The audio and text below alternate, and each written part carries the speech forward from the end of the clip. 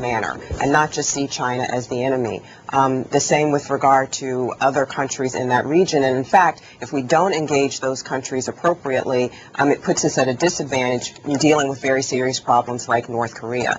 I think the caller seemed to be expressing some dismay with the fact that, these are countries that we've worked with before, we've tried to help them, and over time they've turned against us. I think that it's very complex. I mean, countries ally with one another for various reasons, but they also grow and they change, and their economies grow and they change, and we have to keep up, we have to move our policy forward to address the problems that are at hand in the world today.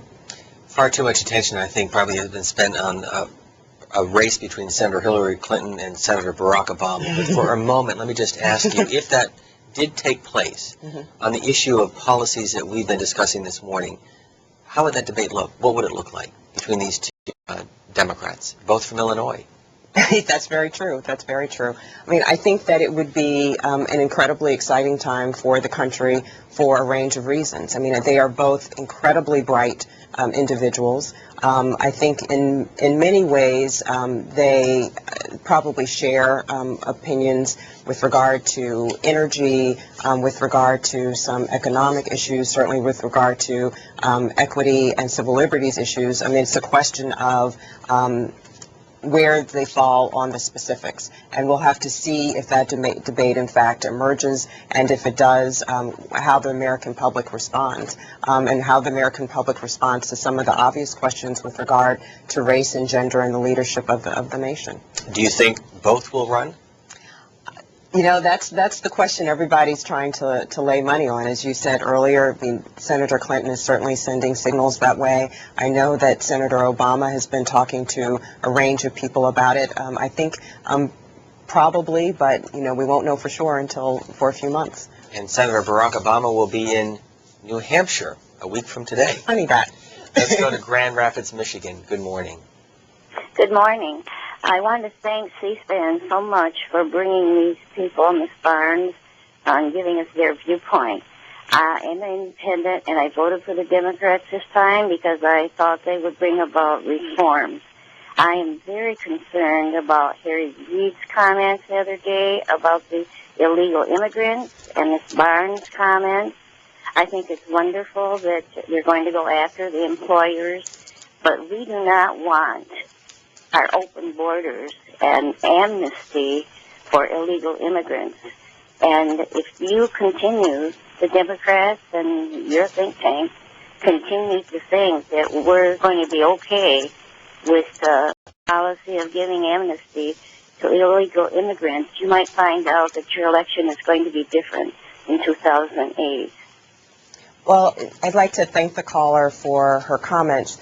And if, in fact, we were supporting amnesty, she might be correct. But, in fact, this isn't an issue of amnesty. I think if you look closely at the legislation, including sanctions for employers who are violating the law, this includes fines being paid by those who have come here illegally, the requirement that they learn English, the requirement that they have a job. I mean, there are a whole host of requirements, including a very long path to get to citizenship, that are involved here. This isn't amnesty. This is, in fact, very seriously addressing the problem and toughening up the borders. So this is both toughening up the borders and dealing with the very real problems that exist in our country. We can't just continue to think that building a wall or a partial wall that separates us from the country, and in fact separates us from our history as an immigrant nation, is the appropriate way to respond to this issue.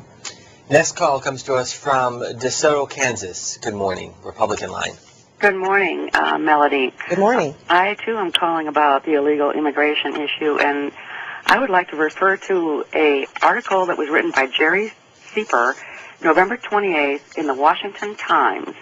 And in that article, he says that Representative Benny Thompson, who is purported to be becoming the incoming chairman of the House Homeland Security Committee, wrote a letter to Cintas Corporation, which is the country's largest uniform manufacturer, threatening them with possible criminal action if they fired any people because of having mismatched Social Security numbers.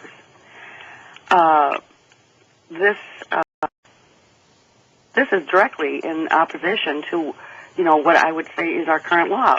It's illegal, or employers are not supposed to hire illegal immigrants. When a company tries to do the right thing, according to this article, I would call it threatened by the incoming chairman of the House Homeland Security Committee. Now, I think this is an issue that the American people, whether we're Republican or Democrat, feel deeply about, and we all believe that employers are the key here. Thank you.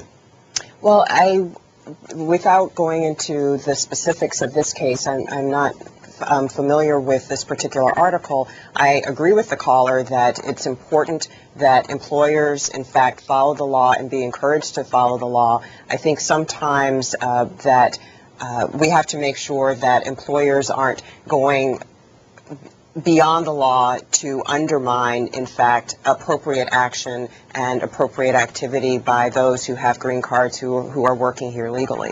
So this may be a balance of those two things. We would have to look into that to determine if it's true. In recent weeks, a number of editorials on the situation in the Darfur region of the Sudan. Will Congress take this up? I hope so. Again, in our Action Fund memo to Congress, we say that this is one of the most critical issues of our time.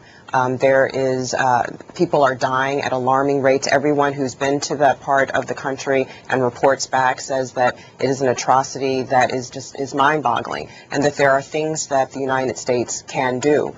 And with regard to sanctions, with regard to working with the UN, with regard to making sure that that troops can go into that region and try to stabilize it and to try and contain it so it doesn't spread into, further into Chad, to other parts of that region. And I also think that one of the things we saw with the election was that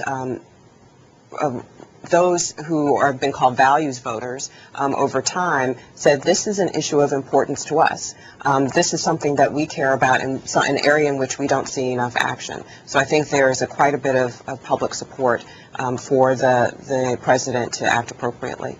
Fred Barnes has his memo to President Bush saying, be bold. If you were to write a memo to Speaker-elect Nancy Pelosi and Democratic leader Harry Reid, finish the sentence. You will fail if you what? I think if you will fail if you don't respond to the American people and pass the kinds of initiatives that deal with our economy, that deal with the energy issues, that deal with stem cells, a whole range of issues that the American people say, we care about this. I mean, they've been voting on them in ballot initiatives around the country. They've indicated their support in their states, and they've said, with regard to the war, that staying the course doesn't work. So we can't retreat now that from the perspective of the new leadership, now that we've won the election, we have to, in fact, be bold. I would give them the same advice that Fred Barnes is giving to the president.